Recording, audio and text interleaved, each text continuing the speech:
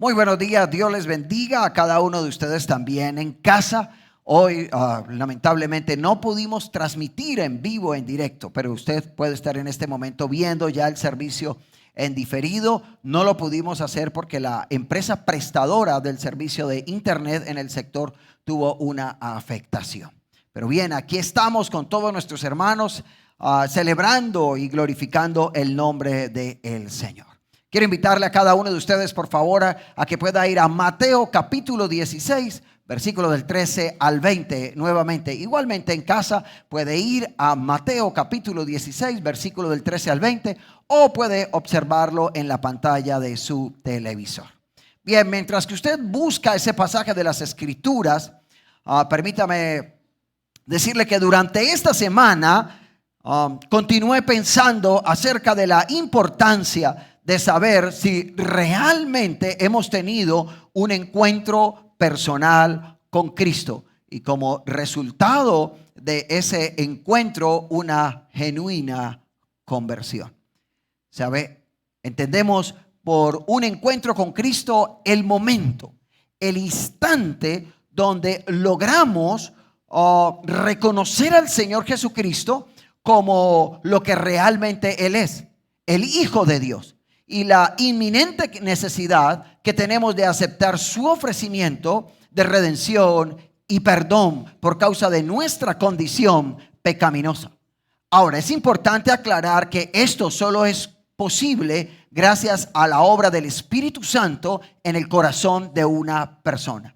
No es algo que el hombre, en términos generales, el ser humano, puede producir en sí mismo, sino que es algo que es parte de la gracia y de la misericordia de Dios para con la vida de un ser humano. Y es el que le sea revelado quién realmente es Jesucristo y lo que Él ha hecho por cada uno de nosotros. Ahora, como resultado, amados hermanos, como resultado de ese encuentro se genera lo que se conoce como una conversión genuina. Ahora, entendemos por una conversión genuina el proceso interno de cambio de anhelos y de deseos, de afectos por la persona de Cristo. Ahora, el resultado de esa experiencia de amor se convierte en mi mayor y más grande bien. Y como consecuencia de esto, entonces comienzo a desear lo que Cristo desea, a amar lo que Cristo ama. Y cuando vivo esto, entonces puedo decir que Cristo está siendo formado en mí. Y definitivamente esto es una señal inequívoca de que he tenido un verdadero encuentro con Cristo y he experimentado la conversión de mi ser, de mi alma. Amén. Ahora bien, escuche esto. Si no es así, lo más probable es que usted pueda estar experimentando una experiencia religiosa, mas no un nuevo nacimiento, una conversión, un encuentro real con Cristo. Por eso creo que antes de continuar avanzando sobre el tema de fundamentos cristianos, es muy importante por la palabra que usted y yo tengamos la certeza, la convicción de que hemos tenido realmente un encuentro con Cristo y no una experiencia religiosa. Porque lo que sigue a través de este año, el ser iglesia, el quién es Dios a través de la palabra, todo lo que tiene que ver con los fundamentos cristianos, escuche esto, no podrán ser entendidos, no podrán ser creídos, no podrán ser aceptados y vividos si no hemos nacido de nuevo, si no hemos experimentado un encuentro real con Cristo, una conversión de nuestro ser. Por eso creo que es muy importante entonces hacer énfasis en lo que significa una real conversión o un encuentro con Cristo. Ahora bien, para esto quiero invitarle a que vaya nuevamente a Mateo capítulo 16, versículos del 13 al 20. Texto que comencé a desarrollar el domingo anterior y que es muy probable que continúe desarrollando en una próxima ocasión, en un próximo domingo.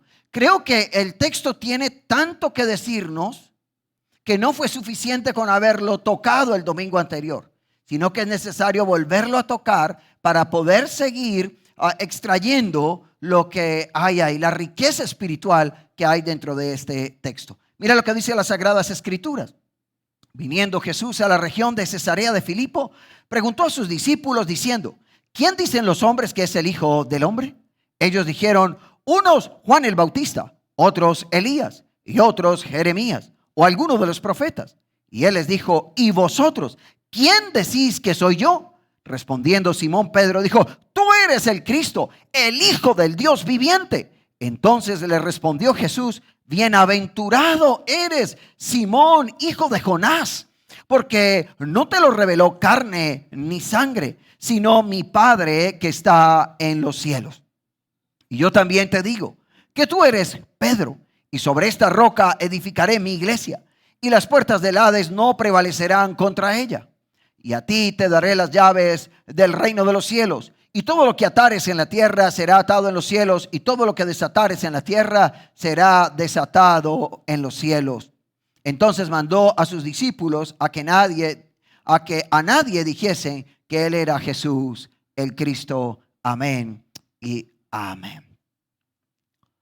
¿Sabe? En este capítulo, en el capítulo 16, el Señor Jesús continúa controvirtiendo con los fariseos y los saduceos, quienes le exigen una señal para creer en él. Una controversia que comienza, si usted observa, desde el capítulo 15, que es el contexto al capítulo 16. Pero no solamente en el capítulo 16 se muestra la continuidad de una controversia con los religiosos, sino que también se muestra cuando el Señor Jesús les enseña a sus discípulos acerca de la importancia de cuidarse de la levadura, es decir, de la hipocresía de aquellos religiosos. Pero también dentro del pasaje el Señor Jesús le plantea una pregunta a sus discípulos, y es: ¿quién dice la gente que soy yo?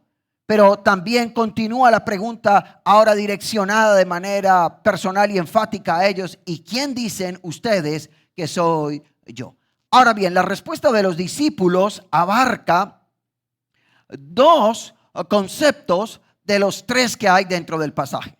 Existen tres grupos de personas, tres grupos de conceptos o de ópticas: los religiosos, la multitud y los discípulos.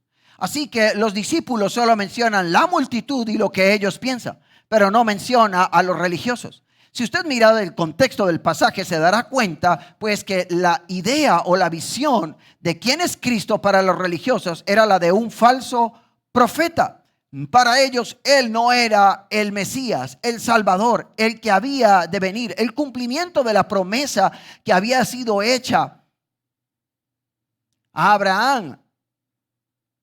Ahora, ellos dan la respuesta. El segundo grupo de personas es la multitud. A esa se refieren los discípulos. ¿Quién dice la gente que soy yo? Bueno, dice Jeremías, Elías, Juan, algún profeta, es decir, uno de los grandes de la antigüedad. Y luego el Señor pregunta y dice: ¿y ustedes quién dice que yo soy? Y los discípulos, en la vocería de Pedro, entonces dicen: tú eres el Cristo, el Hijo del Dios viviente. Amén. Ahora bien, el texto dice que el Señor ha llegado a la región de Cesarea de Filipo. ¿Por qué es importante el tener en cuenta el lugar geográfico donde ocurre esto? Porque escuche esto, es en Cesarea de Filipo donde se comienza el peregrinaje o el viaje sin retorno del Señor Jesús hacia Jerusalén, donde entregaría su vida por todos nosotros. De hecho, si usted mira el contexto del versículo que hemos leído, Jesús anuncia su muerte por primera vez a los discípulos. Así que es un viaje sin retorno. ¿Y por qué digo esto? Porque es importante. ¿Qué es lo que el Señor Jesús ahora busca? Lo que el Señor Jesús busca es aclarar dos cosas en la mente de sus discípulos. Lo que el Señor quiere es que sus discípulos tengan claro dos cosas, las cuales son fundamentales para edificar sus vidas sobre Él. a fin de que pudieran permanecer inconmovibles, a fin de que pudieran permanecer seguros en medio de todo lo que se venía a causa de su muerte en la cruz. Así que el Señor busca aclarar dos cosas que deben quedar claras en la mente y en el corazón de los discípulos, pero no solamente de aquellos 12, sino de todos los discípulos a través de toda la historia de la humanidad. Es decir, dos cosas que también deben ser claras en nosotros como discípulos del Señor Jesucristo. Ahora, estas dos cosas tienen que ver primeramente con quién es realmente Cristo para ellos. ¿Quién es realmente el Señor Jesucristo para ti? ¿Y cuál es su obra? Y el resultado de su obra. Y el Señor desea que esto quede claro en el corazón de ellos. Hoy estaré desarrollando la primera. Así que estaré hablando acerca de quién es Cristo para nosotros. ¿Se ha preguntado usted alguna vez quién es el Señor Jesucristo para su vida? Y mientras que usted medita en eso, permítame decirle que el Señor Jesús hizo dos preguntas, como lo dije hace un momento. La primera tiene que ver con la multitud. ¿Quién dice la gente que soy yo? ¿Sabe? Esta es una pregunta que su eco se escucha hasta nuestros días. Porque hoy podemos preguntar quién es Jesús para las personas. Y si preguntamos quién es Jesús para las personas, habrán muchos que desde su experiencia de vida, desde su perspectiva, algunos nos dirán, bueno, Jesús fue un hombre con principios y valores. Para otros es el fundador de una de las 3 religiones más importantes sobre la tierra. Para otros simplemente será una celebridad espiritual o un religioso de su época. Para otros es un personaje histórico de la mitología hebrea. O hay quienes tienen una idea más pintoresca. Y el Señor Jesús es el hijo del carpintero con María y que nació en un pesebre. Y aunque, escuche esto, algunas de esas respuestas puedan tener cierta asertividad, la verdad es que todas ellas son deficientes. Y son deficientes porque no muestran, no señalan, no revelan realmente la naturaleza de Cristo, la identidad de Cristo como Dios encarnado, como el único Hijo del Dios viviente. Amén. Y eso es importante comprenderlo. Ahora, es importante señalar que muchas personas hoy en día, al preguntarle quién es Jesús para ellos, dicen como la multitud en resumidas cuentas: es un hombre bueno, es alguien bien, dirían los muchachos hoy en día. Pero esa respuesta deja ver que no es suficiente. Ver a Cristo y creer en Él como un personaje no es señal de una conversión verdadera. Y eso debe quedarnos claro hoy. Ver a Cristo como un personaje, como alguien del cual he escuchado desde niño, o verlo como un personaje de la tradición religiosa, no es suficiente para ser salvo. Para decir, tuve un encuentro personal con Cristo, o he experimentado una conversión de mi ser. Saber quién es Cristo realmente y creer en Él, considero que es una de las cosas más difíciles para un ser humano en su condición natural, pecaminosa, en su condición caída. Es más, diría que no es lo más difícil. Es imposible que un ser humano pueda tener desde su perspectiva natural, escuche esto, claridad acerca de quién es realmente Jesucristo. Esto es algo que debe ser revelado por el Espíritu Santo como una obra de gracia y misericordia al corazón del hombre. Y creo que es allí donde radica el problema del ser humano. El no poder ver y saber quién es realmente Jesucristo a menos que le sea revelado por Dios mismo. Un ejemplo de eso está en Juan capítulo 4, versículo 9. Puede ir por favor al Evangelio de Juan en el capítulo 4 del versículo 9. La mujer samaritana. Dice que Jesús va pasando por Samaria. Recordemos el contexto. Judíos y samaritanos no se aceptan. Así que Jesús va pasando por Samaria. Tiene sed, ve un pozo y se sienta.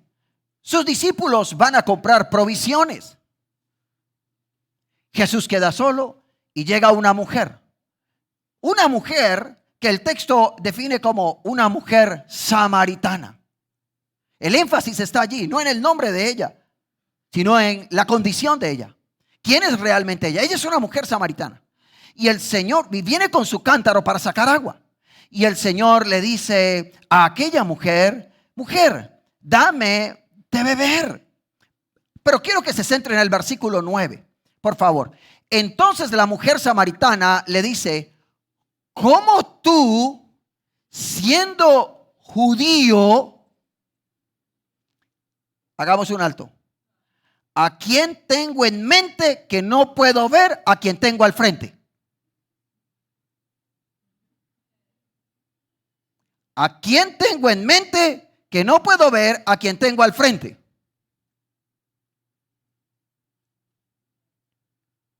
Ella tiene en mente un judío.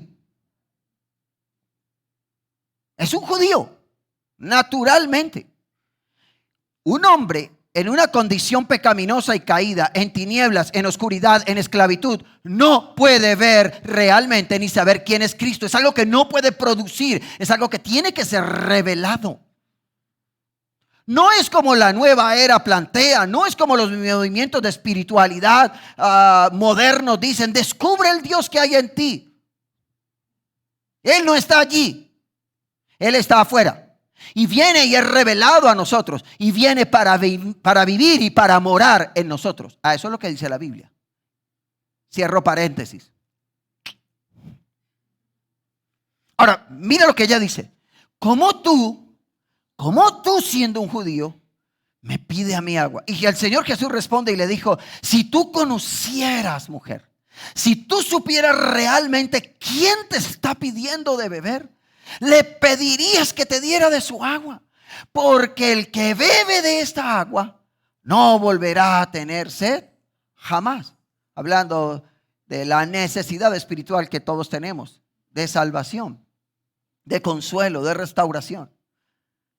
Eso es maravilloso. Y entonces, mira algo, hacia el final de la narración de la historia de la mujer samaritana, quien le revela a ella que es con quien habla el Mesías, el Salvador, el esperado, es Cristo mismo. Si no, nunca lo hubiese podido ver. Y esto entonces nos enseña, amados hermanos, que el no saber quién es realmente Cristo nos imposibilita a descubrir, a alcanzar lo que todo ser humano más necesita. ¿Qué es lo que todo ser humano más necesita? Si lo preguntáramos dentro de un contexto secular, a lo mejor algunos dirían plata, pastor, plata, porque es con esta situación como está. Otros desde su perspectiva dirían salud, pastor, salud, porque es que imagínense ahora con el síndrome del cóndor, con dolor aquí, con dolor allá, todos los días me levanto con un dolor diferente. En fin, y cada uno desde su necesidad, desde su perspectiva, diría realmente qué es lo que el hombre más necesita.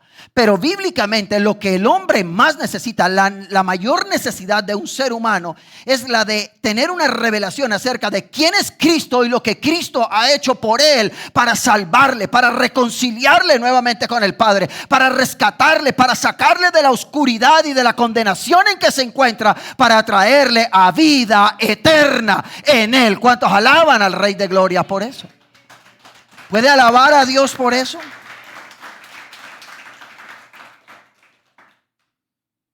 La mayor necesidad que tiene un ser humano es la de poder conocer a Dios, sentirlo, tener un vínculo real con Él, saber lo que Él hizo por Él. Solo a través de una revelación con Cristo podemos comprender nuestra incapacidad para justificarnos delante de Dios. Mientras que esto no se ha revelado a nuestro corazón como una obra de gracia y fe a nuestras vidas, el hombre natural seguirá defendiendo su pecado. Pero yo no soy malo. Dios sabe que yo soy bueno. Algunos abuelos decían algo así como, Lo más que yo hago es tomarme unos aguardientes en la casa y no le hago mal a nadie, yo no le hago escándalo a nadie.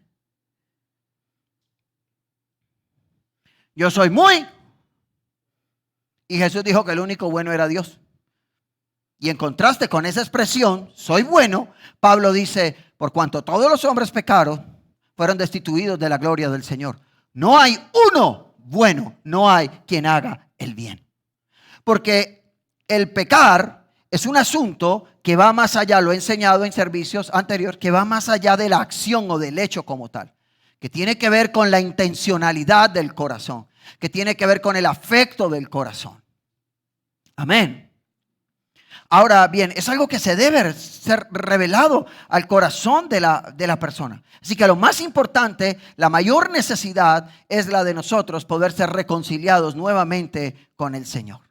Ahora bien, la segunda pregunta que el Señor le hace a sus discípulos y que su eco se alcanza a oír en nuestros días es: ¿y vosotros quién decís que soy yo? Y esa pregunta me gustaría que se le hiciese nuevamente. Porque ya le dije lo que a lo mejor la gente de su entorno puede decir o algunas otras cosas más. Pero la pregunta es: ¿y quién dice usted que es Cristo? O como le diríamos a la mujer samaritana, ¿a quién tienes en mente? Que no puedes ver en ocasiones a quien tienes al frente hablando de la palabra, de Cristo a través de la palabra. Y para ti, ¿quién es el Señor Jesucristo? Esta es una pregunta que demandaba una respuesta de los discípulos, porque era enfática, era personal. Y también sigue siendo una pregunta que demanda de nosotros una respuesta. Porque dependiendo de esa respuesta es que construiremos nuestras vidas. Es que entenderemos el por qué hacemos lo que hacemos y vivimos como vivimos. Ahora, esta es una pregunta, como le dije, enfática, personal, en cuanto a la identidad del Señor Jesús. Ahora, tal pregunta, escucha esto, demanda una respuesta seria, madura, profunda. Algo más que simplemente la respuesta de un impulso emocional por causa de algo sobrenatural, tal como ocurrió en Mateo capítulo 14 versículo 33. Puede ir a Mateo capítulo 14 versículo 33. Hay una expresión de los discípulos. Mira que los discípulos todos dicen: verdaderamente eres el Hijo de Dios. Y uno diría: pero ya lo sabían cuando llegaron acá. Esa es una expresión que se da dentro del marco de un milagro que acaba de ocurrir. Jesús acaba de calmar la tempestad, los vientos, los mares, y ellos dicen, dirían los muchachos, se mandan las manos a la cabeza y dicen: ¿quién es este que hasta la naturaleza le obedece? Y como lo he explicado en algunas ocasiones, como no encasillaba dentro del formato de un religioso, un rabino, un profeta, porque siempre era algo más. O sea, ellos ven y ellos dicen: esto es fuera de serie. O sea, esto es más que un rabino, más que lo que conocemos como un profeta. Esto es mucho más que eso. Este es verdaderamente el Hijo de Dios. Es el resultado de una deducción, pero no de una revelación profunda. Yo he visto gente a través de mi vida ministerial y como cristiano en campañas evangelísticas ver personas ser sanadas por Dios a través de hombres y mujeres llenos del Espíritu Santo, en dones, en algunas ocasiones. Y he visto gente sanarse, y he visto gente en ese momento, cuando reciben ese milagro, alabar a Dios. Gracias, Dios mío. Gracias. Es verdad, Dios existe, Dios es real. Pero siguen viviendo tal cual como seguían viviendo. A los 2-3 días, la emoción que sale hasta con un baño cambió por completo. Y Dios sigue estando en las penumbras en el corazón de ellos. Ahora es diferente. La pregunta aquí es contundente, es directa, es enfática. Yo me imagino, ¿no? Voy a tratar como de dramatizar un poco. Dicen algunos pastores como medio peliculero. Y yo me trato como de imaginar, ay no. O de Chosen, cuando usted ve la serie ahí como que trata como de ubicarse. Yo me imagino al Señor Jesús mirándolo a los ojos diciéndole, ¿y quién son? ¿Quién creen ustedes que soy yo? Una mirada enfática. Así como cuando, yo sé que a los hombres lo van a entender. Como cuando su esposa lo mira y le dice, ¿me amas? Y usted baja saliva. Y dice, claro que la amo. Usted sabe que yo la amo. Algunos comenzaron a sí, de eso sí conocemos. ¿O tú hiciste esto? Pero bien, dejemos ya esa parte ahí. Él les pregunta, ¿quién soy yo? Una respuesta que ameritaba una madurez, una revelación, algo que iba más allá de una emoción, era algo profundo, era una revelación. Como cuando se tiene la seguridad y la certeza y la convicción de algo. Si usted me preguntase a mí, ¿quién es Tatiana? ¿Quién es Tatiana Quevedo Ángel? Yo digo, mi esposa. No lo pienso. No, ¿quién será, Ole? No. Es una seguridad, es una convicción que inunda todo mi ser, que me conduce a responder de manera segura y confiada a mi esposa. Cuando mi hija Daniela nació, yo recuerdo que en la clínica, la persona que sale con el bebé, ellos siempre dicen algo así como, padre del hijo de Silvia Tatiana Quevedo Ángel. Así. Entonces, padre del hijo de Silvia Tatiana Quevedo Ángel. Yo no, ¿quién será? Soy yo. No. Había una convicción en mí, había una seguridad.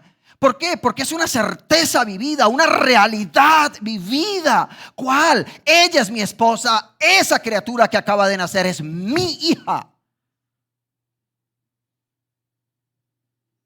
Cuando hay una revelación del Espíritu en nuestros corazones y nos preguntan, ¿quién es Cristo? Cristo es mi Salvador, es mi Señor, es el amor de mis amores, es el afecto. Y eso se comunica con pasión. Porque no es una idea, no es un concepto, no es algo que aprendí así, el Mesías, el Salvador, sí. Jesucristo, sí, el que vamos a celebrar en semanas. No. Es algo que nace del corazón, que se transmite a través de todo tu ser, porque las emociones están vinculadas de manera profunda en la conversión, en la vida de un creyente, en la vida nueva de un creyente. No podemos aislar eso. Así que ellos responden y dicen, bueno, tú eres el Hijo de Dios. Esto solo era posible si era revelado a sus corazones. Ahora, creo que esta es la cosa más difícil e imposible en la vida. ¿Cuál, pastor? Tener un encuentro cara a cara con Dios. Creo que esa es la cosa más difícil en la vida. ¿Por qué? Bueno, porque tú y yo no lo podemos generar. No es algo que digo, me voy a concentrar para que Cristo me sea revelado a mí. No. No es algo que parte de la autosuficiencia humana. No es algo que nace a partir del esfuerzo humano, sino entonces, ¿para qué vino Cristo? Entonces el concepto de gracia soberana no tiene cabida, porque es el resultado de nuestro esfuerzo. Y lo que hace que nos enamoremos, que nuestros afectos cambien al momento de que Cristo nos ha revelado al corazón, amados hermanos, es eso, es saber que no he hecho nada, absolutamente nada para merecer lo que Cristo hizo, que revelarse a mi vida para salvar mi alma de la esclavitud del pecado, de la condenación eterna. ¿Cuántos alaban al Rey de Gloria? Porque eso es gracia. Eso lo debe abocar a amar a Dios. Por favor, Él me salvó. Él hizo todo para salvarme aún antes de yo nacer, de ser concebido. Es decir, no hay margen, no hay cabida para decir, es que como yo soy bueno, como yo soy buen esposo, buen padre, buen hijo. No. Es un asunto de gracia. Y cuando eso le ha revelado, uno no le queda más que agradecer, que irrumpir en adoración, que irrumpir en alabanza. ¿Por qué la gente no adora? ¿Por qué la gente a veces no alaba? Porque no se le ha sido revelado a su corazón. ¿Quién es ¿A quién adoramos? ¿Cuál es el Dios que exaltamos, que glorificamos? Amén. Por eso el Señor Jesús en el versículo 17, vaya nuevamente, Mateo capítulo 16, versículo 17, mira lo que dice. El Señor Jesús le dice algo interesantísimo a Pedro. Le dice: Pedro, esto que acabas de decir, esto que acabas de confesar con tal seguridad, convicción, con tal vivencia, Pedro, no te lo reveló carne y sangre. En otras palabras, Pedro, no es el resultado de una deducción natural y humana. Tampoco es el resultado de una creencia, aceptación de un mensaje. Pedro, no es que tú te lo crees, te lo inventaste, programación neurolingüística, no. Esto es un asunto espiritual donde se te es revelado la persona de Cristo. Por eso el Señor Jesús dice: Pedro, esto, y por eso eres dichoso. La palabra bienaventurado traduce en el original del griego dichoso.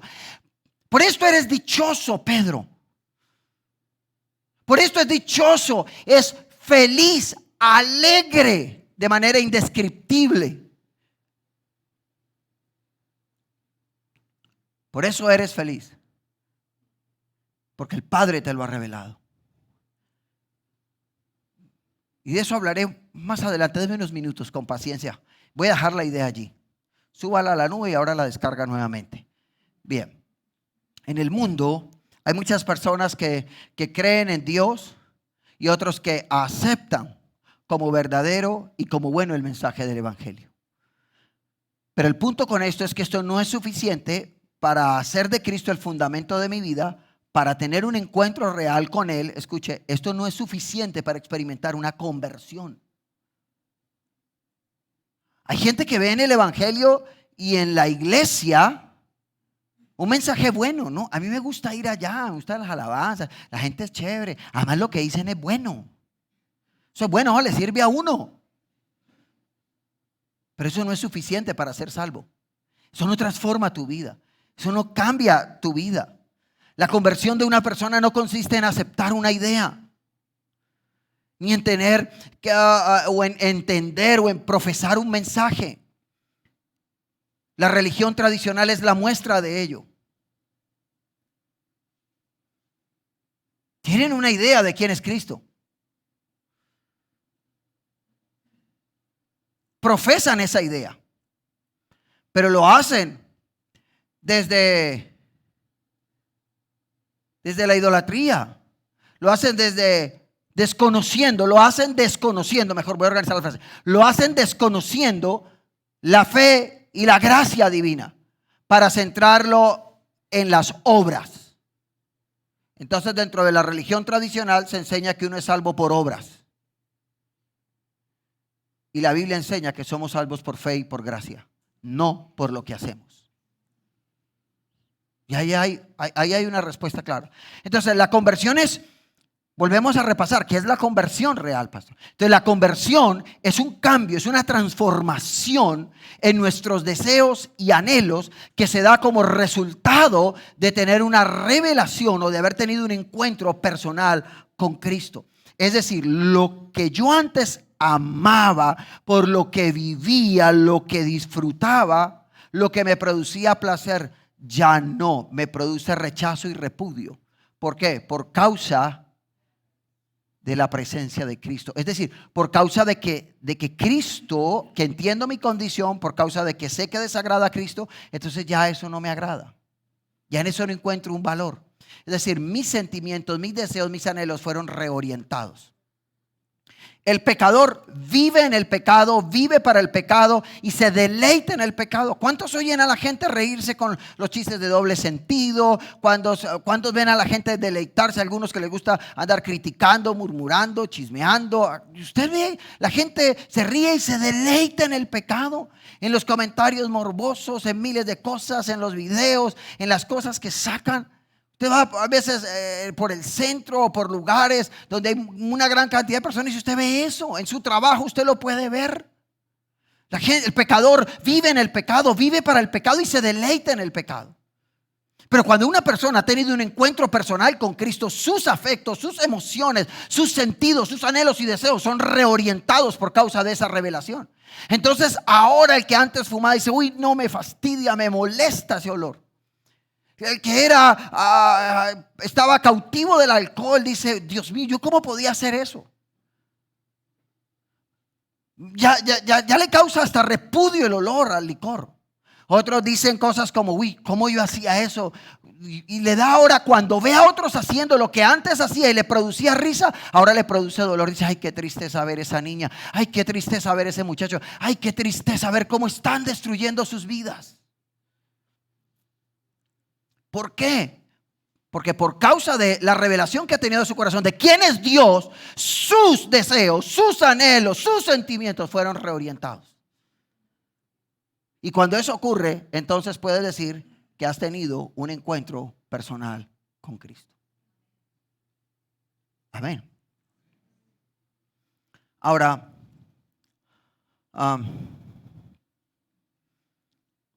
usted se puede estar preguntando, ¿cómo es un encuentro con Jesús? Porque yo estaba hablando de un encuentro con Jesús, y alguien puede estar ahí sentado diciendo, pero está bien, ¿cómo es un encuentro con Jesús? Pastor, o sea, ¿cómo se puede describir eso? ¿De qué se trata? ¿Es una experiencia mística, una visión, algún éxtasis, una emoción muy fuerte? ¿Qué oigo? ¿Una voz, un sueño? ¿Alguien se me aparece, me dice algo? ¿Qué es? Un encuentro real con Cristo. Bueno, escuche esto, no necesariamente tiene que ser alguna de esas cosas en particular. No necesariamente tiene que ser alguna de ellas. Puede llegar a involucrar alguna de ellas, mas no necesariamente es una de ellas. Un ejemplo de eso es Pablo. Iba camino, además, ¿qué ocurrió? Oyó una voz. Saulo, Saulo, ¿por qué? Yo no voy a decir que todo el que va a tener un encuentro con Dios tendrá que oír la misma voz. ¿Ah? Un ejemplo. No voy a decir que, no, es que se convierte Anita el día que escucha Anita, Anita. No, eso no va a ocurrir. Puede llegar a ocurrir, pero no va a ocurrir. No necesariamente es esto. Entonces sigue la pregunta en el aire. Y es, pastor, ¿cómo es un encuentro con Cristo? Bueno, un encuentro con Cristo es algo mucho más que una experiencia mística, que una visión, que oír una voz. Es mucho más que eso. Es algo más profundo. Un encuentro con Cristo es llegar a tener una percepción real, sentida, genuina de valor por Dios. Cuando me encuentro con Cristo, el día, está claro, cuando yo tengo una conciencia real, cuando yo siento, está claro, lo valioso que es Cristo, lo significativo que Él hizo para mi vida. Mire cómo incluye la parte emocional del ser. No es solo la parte intelectual, no es un asunto de idea, solamente de intelecto, es un asunto de mente, pero también de corazón. Las emociones están vinculadas. Es el día en que yo logro comprender, el día en que yo logro ver, el día en que yo logro percibir que Cristo es el Hijo de Dios, es real, está claro, y valoro profundamente eso. Valoro a Cristo, amo a Cristo, lo que Cristo hizo por mí, vivo agradecido por eso. Por eso es que Pedro le dice, tú eres Cristo, el Hijo de Dios viviente. En contraste a los dioses paganos de aquel momento que todos eran muertos. Pedro logra diferenciar eso. Pedro dice algo especial en contraste a los dioses paganos que adoraban las personas en la antigüedad. Pedro dice, tú eres el Cristo, que quede claro, del Dios viviente. Eres la promesa del único y verdadero Dios, el que vive por la eternidad. Bueno, tú eres el Hijo, eres el Mesías, eres la promesa. Pero también en contraste a la inoperancia de los dioses falsos y paganos que tienen ojos y no ven, que tienen manos y no actúan, que tienen pies y no caminan, como describe el Salmo 115.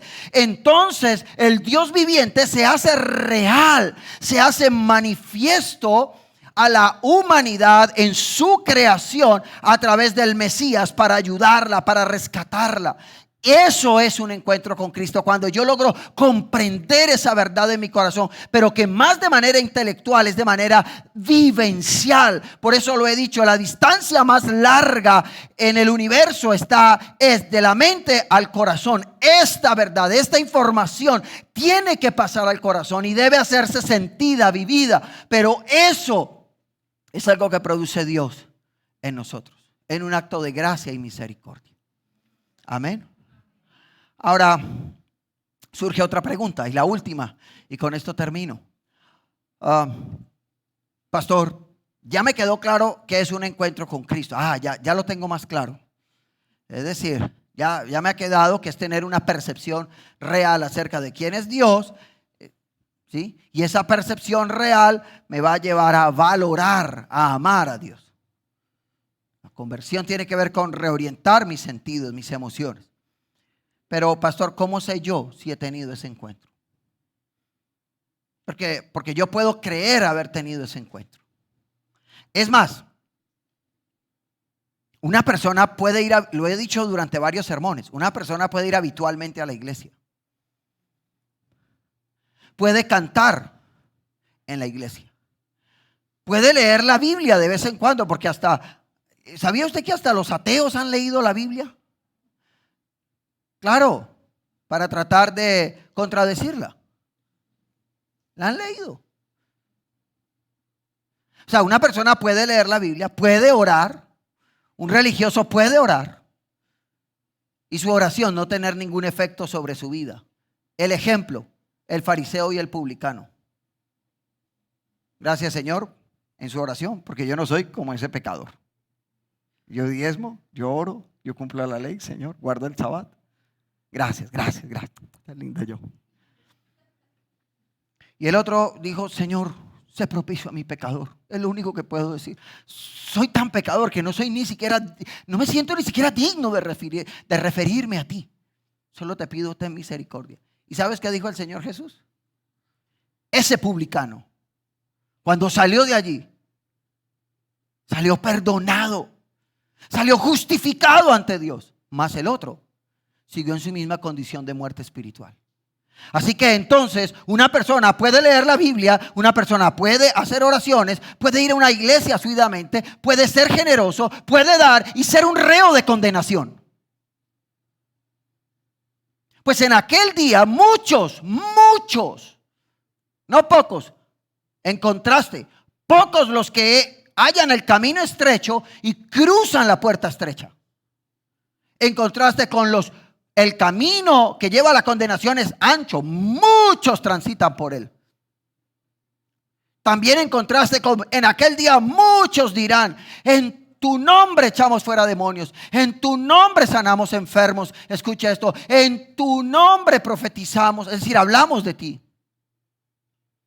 Y el Señor les dirá, apartados de mí, hacedores de maldad, nunca os conocí. Entonces, eso nos pone en un punto donde hay que hacernos una pregunta. Y la pregunta es, el interrogante es, ¿cómo sé si he tenido un encuentro genuino con Dios? Yo oro al Señor, Señor, no quiero ser parte de los muchos.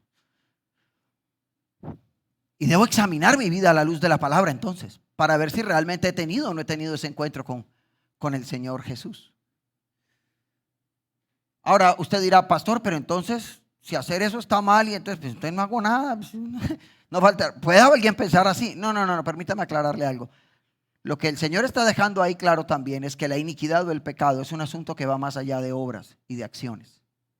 Ellos hicieron lo que un cristiano verdadero hace y debe hacer. Eso sí se debe hacer. Esa es parte de nuestra nueva naturaleza, el hacer aquellas cosas. Lo que pasa es que estos las hacen con un componente adicional. ¿Cuál? La carencia de pureza en su corazón. Su corazón está carente de pureza, pero está lleno de iniquidad y de maldad. Es decir, las intenciones con que hicieron eso no fueron puras, no fueron santas. Fueron completamente corrompidas por el pecado. Muchas veces no lo hicieron para la gloria de Dios, por el bien del otro, sino para la gloria de ellos y la autoexaltación. Bien. Entonces hay que preguntarnos, bueno, pastor, pero pues, pastor, resuma lo que es el tiempo, se nos acabó. Sí, se lo voy a decir.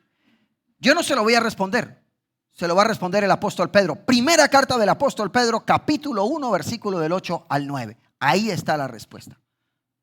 Ahí está la respuesta.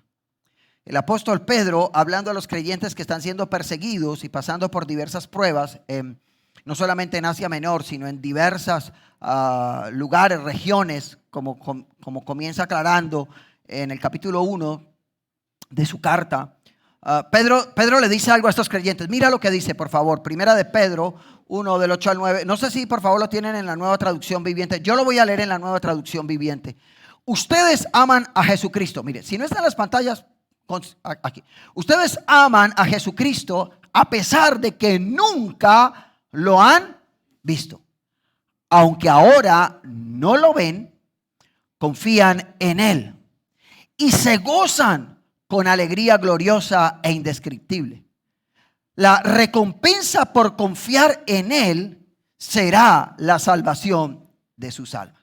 Bien, en este pasaje Pedro deja ver dos cualidades que caracterizan a los creyentes verdaderos. Y digo que eran creyentes verdaderos por una sencilla razón. ¿Cuál? Sus afectos y deseos fueron transformados. Ellos ya no aman el pecado. ¿A quién aman ahora? ¿A quién aman ahora? Por favor, dígalo conmigo. A Cristo. Aunque no lo ven, ¿viven para quién? O sea que ya ellos no viven en el pecado ni para el pecado. Ya no aman el pecado. Se han convertido. Sus afectos fueron redireccionados. Ahora aman a Cristo y viven ¿para quién? Para Cristo. Entonces puedo decir con seguridad que estos son verdaderos ¿qué? Creyentes. Ahora, Pedro luego hace alusión a dos cualidades, las cuales son muy significativas y particulares en la vida de un creyente. ¿Cuáles son? Su confianza en Jesús, es decir, su fe a pesar de no verlo con sus ojos físicos. Y el segundo elemento es el gozo o la alegría indescriptible, la cual se da como resultado de su fe o de su confianza en Cristo. Así que frente entonces al interrogante de cómo sé si he tenido un encuentro genuino con Él, Pedro lo acaba de responder. Y lo que Pedro responde es: si tu fe, si mi fe, si nuestra fe produce un enamoramiento de la persona de Cristo, una nueva clase de gozo, de deleite, de alegría por Cristo como resultado de haberle conocido a Él y su obra, entonces tú sí has tenido un encuentro real con Jesús. Es decir, si en el desarrollo de mi vida, día a día, crezco en mi amor por Cristo, amo más a Cristo, me enamoro más de Cristo. Pero lo segundo es que experimento una alegría por Cristo. Congregarme se vuelve un asunto de alegría, independiente de la parte estructural, locativa, porque hay templos mucho más bonitos, amplios, cómodos que este. Independiente de si el contexto social es cercano o no al mío.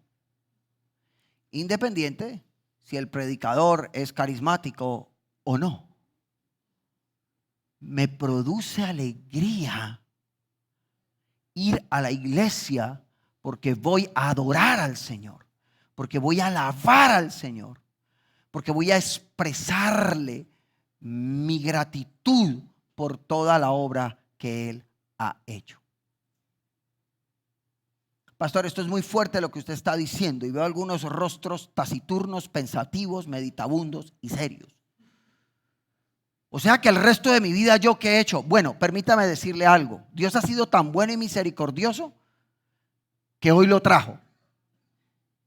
Porque es muy duro, lo más duro que una persona puede llegar a experimentar, la más grande decepción que un ser humano puede llegar a experimentar, es morir creyendo que es salvo y llegar a la eternidad y oír del mismo Dios decirle: no te conozco, ni idea quién eres, lo siento, no hay lugar para ti.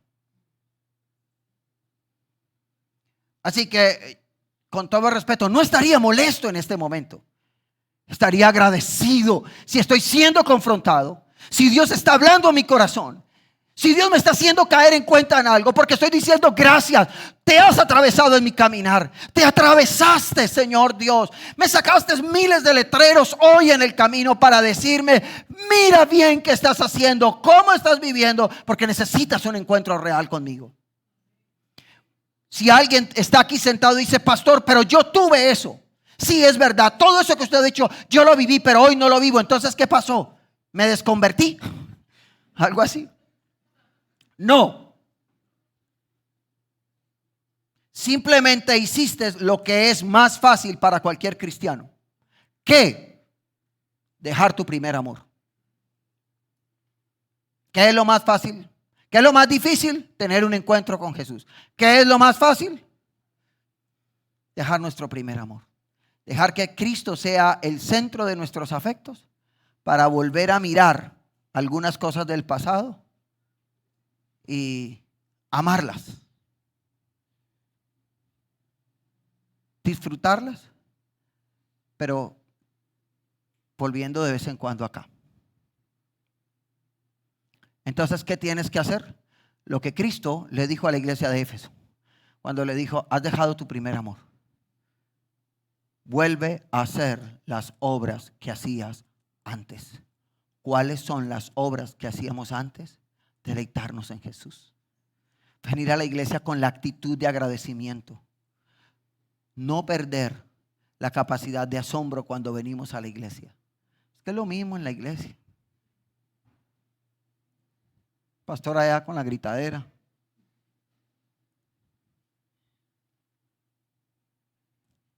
¿Cómo recupero mi primer amor, pastor? Vuelve a hacer las obras de antes. Vuelve a ayunar. Vuelve a orar. Vuelve este viernes a la vigilia. Vuelve los miércoles a adorar. Como muchos llegan y se tiran en el piso. Es un momento tan libre, donde algunos se arrodillan, otros se sientan, otros y solo adoran al Señor. Al principio a lo mejor te darás cuenta de la lejanía en que te encuentras, pero has vuelto a iniciar las primeras obras y el resultado será que tu primer amor volverá a ser una realidad en tu vida. Concluyo en esta mañana este sermón con unas preguntas que quiero dejar en su mente y en su corazón para que usted pueda orar esta semana. No concluyo con una frase, concluyo con una serie de preguntas. ¿Quién es Cristo para mí realmente? El conocimiento que tengo de Cristo ha transformado mis anhelos y deseos más profundos. Mi fe y mi confianza en Dios me han conducido a enamorarme más de Él y a desear deleitarme en su presencia.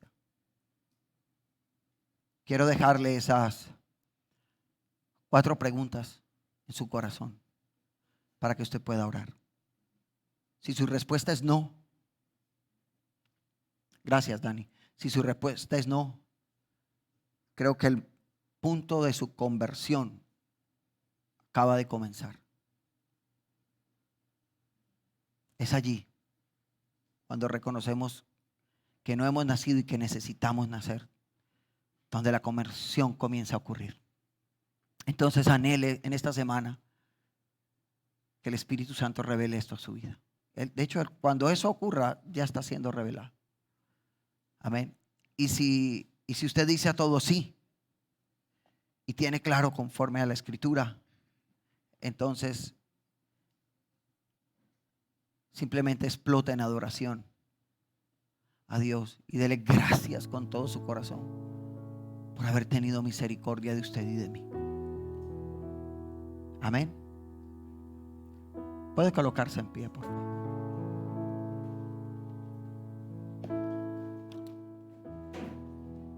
Oremos aquí y allá en casa. Señor, te damos gracias. por este tiempo, por tu palabra. Gracias por ministrar nuestras vidas y nuestros corazones, Señor. Gracias por haberte atravesado de manera particular en mi camino, Señor. Aún como pastor, por redireccionar mi vida. Y sé que eso también va a ocurrir en la vida de mis hermanos. En este año de fundamentos, nos estás llevando a experimentar un encuentro real contigo, a recuperar lo que hemos perdido, que es nuestro primer amor, Señor, a volver a ti. Solo te suplicamos, Señor, que nos ayudes a seguir creciendo en amor por ti, y que todo el que llegue a este lugar, Señor, tú seas revelado al corazón de ellos, sus vidas cambien. Te lo pedimos en el nombre de Jesús, Señor. Gracias por mis hermanos, los bendigo en esta mañana, Señor, y te doy gracias por cada uno de ellos. Amén y amén. Amén.